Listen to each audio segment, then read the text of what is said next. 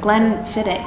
Is that how you say it? Fiddich? Fiddich. I feel like I'm gonna become a movie star. Yeah, so this is, there Is we that go. unreasonable?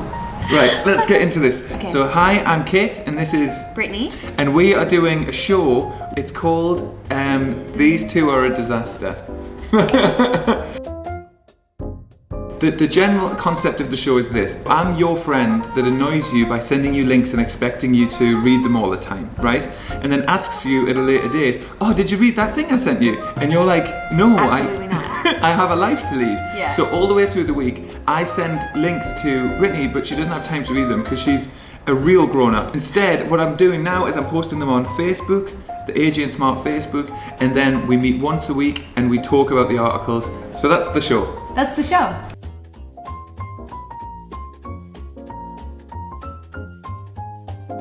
So, right, we're gonna go with the first one. So this is the first story that I really needed to tell you about. Okay.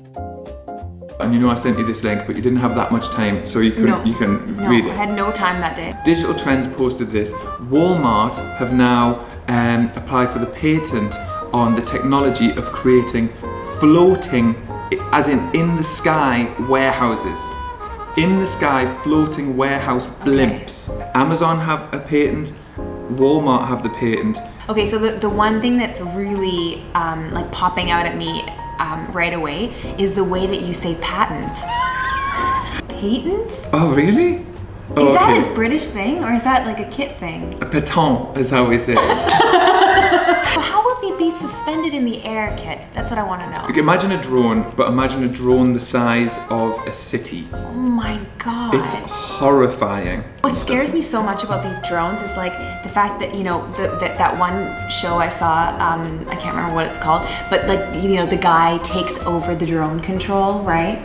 What? You know what happens is the army has drones, and then this one guy gets a hold of the army's drones, you know, and then he like starts delivering books. Yeah, right. Delivering books to all the wrong people. To all the wrong people. Very interesting, Kitt. Yeah, it's fascinating. Thank you. Thanks for sending me that link. Cheers to Blimps? terrifying progress. Yes.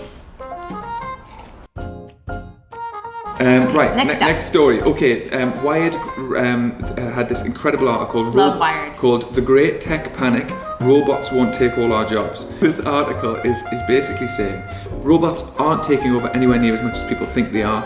When robots do take a job, this is so interesting, this article. When they do take a job, the biggest example always given is ATMs, right?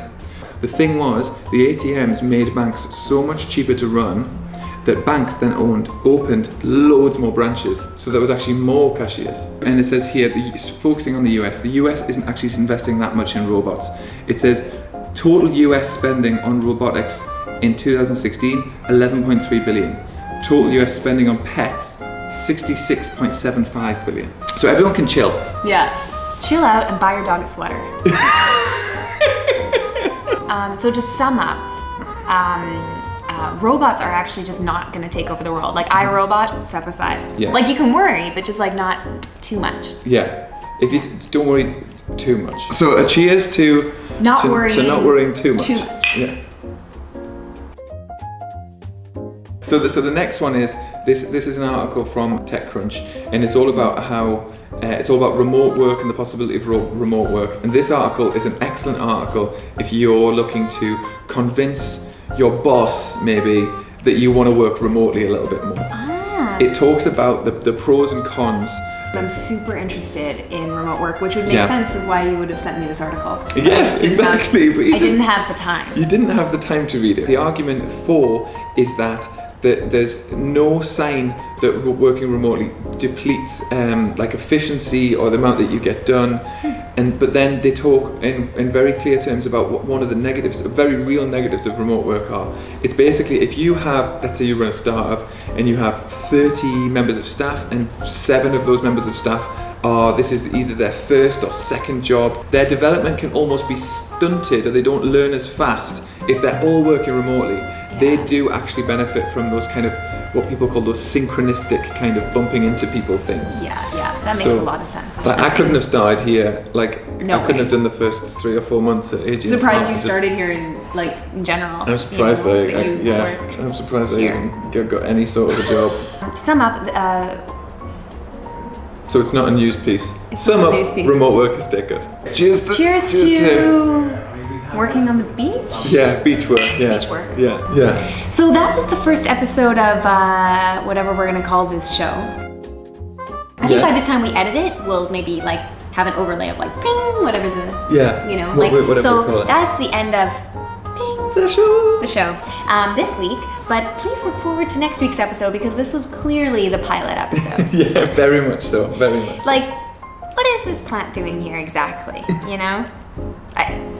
This has been fun. Let us know if you enjoyed it. And also, you should for sure subscribe to our little channel because we've got more stuff coming. I have more links to share. We've got links. He's got links coming out of his... Links galore. You know what I mean? All right, bye.